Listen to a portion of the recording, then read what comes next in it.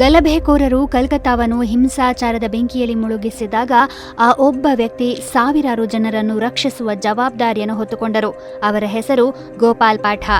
August 16, 1946ರಂದು Muslim league ನಡೆಸಿದ್ದ direct action ಡೇಯ ನಂತರ ಕಲ್ಕತ್ತಾದಲ್ಲಿ ಭೀಕರ ಕೋಮು ಗಲಭೆಗಳು ಭುಗಿಲೆದ್ದವು.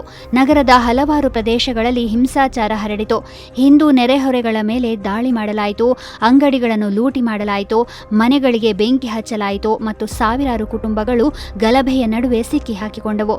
ಪರಿಸ್ಥಿತಿ ಹೇಗಿತ್ತೆಂದರೆ ಆಡಳಿತ ಮತ್ತು ಪೊಲೀಸ್ ವ್ಯವಸ್ಥೆಯು ಸಂಪೂರ್ಣವಾಗಿ ನಿಷ್ಕ್ರಿಯವಾಗಿದ್ದಂತೆ ತೋರುತ್ತಿತ್ತು. ಗೋಪಾಲ್ ಪಾಠ ಎಂದು ಕರೆಯಲ್ಪಡುತ್ತಿದ್ದ ಗೋಪಾಲ್ ಚಂದ್ರ ಮುಖರ್ಜಿಯವರು ಈ ಸಂದರ್ಭದಲ್ಲಿ ಹಿಂದೂ ಸಮಾಜವನ್ನು ರಕ್ಷಿಸಲು ಮುಂದೆ ಬಂದರು. ಬೋಬಜಾರ್ ನಿವಾಸಿ ಗೋಪಾಲ್ ಪಾಠ ಒಬ್ಬ ಮಾಂಸ ವ್ಯಾಪಾರಿಯಾಗಿದ್ದರು ಮತ್ತು ಅವರು ಮಧ್ಯ ಕಲ್ಕತ್ತಾದಾದ್ಯಂತ ಸಾಗಣೆದಾರರು, ವ್ಯಾಪಾರಿಗಳು ಮತ್ತು ಸ್ಥಳೀಯರ ಬಲವಾದ ಜಾಲವನ್ನು ಹೊಂದಿದ್ದರು. ಗಲಭೆಯ ಸಮಯದಲ್ಲಿ ಜನರಿಗೆ ಸಹಾಯ ಮಾಡಲು ಅವರು ಈ ಜಾಲವನ್ನೇ ಬಳಸಿಕೊಂಡರು. ದಾಳಿಯ ಸುದ್ದಿ ತಿಳಿದ ಕೂಡಲೇ ಗೋಪಾಲ್ ಪಾಠ ಹಿಂದೂ ಯುವಕರನ್ನು ಸಂಘಟಿಸಿ ಭಾರತ್ ಜಾತೀಯ ವಾಹಿನಿಯನ್ನು ರಚಿಸಿದರು. ಸ್ವಯಂ ಸೇವಕರನ್ನು ವಿವಿಧ ತಂಡಗಳಾಗಿ ವಿಂಗಡಿಸಿ ಸೂಕ್ಷ್ಮ ಪ್ರದೇಶಗಳಲ್ಲಿ ನಿಯೋಜಿಸಲಾಯಿತು.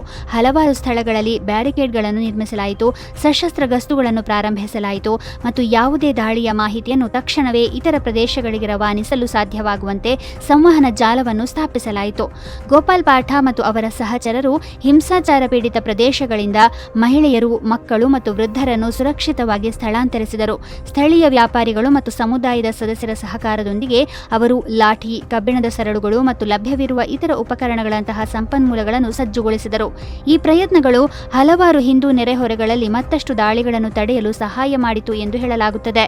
ಕ್ರಮೇಣ ಕಲ್ಕತ್ತಾದ ಇತರ ಭಾಗಗಳಲ್ಲಿಯೂ ಇದೇ ರೀತಿಯ ಸ್ವಯಂ ಸೇವಕರ ಗುಂಪುಗಳು ರೂಪುಗೊಳ್ಳಲು ಪ್ರಾರಂಭವಾದವು. ಗೋಪಾಲ್ ಪಾಠ ಆ ಸಂದರ್ಭದಲ್ಲಿ ಸಮುದಾಯದ ಸುರಕ್ಷತೆ ಮತ್ತು ಸಂಘಟಿತ ಪ್ರತಿರೋಧದ ಸಂಕೇತವಾಗಿ ಹೊರಹೊಮ್ಮಿದರು.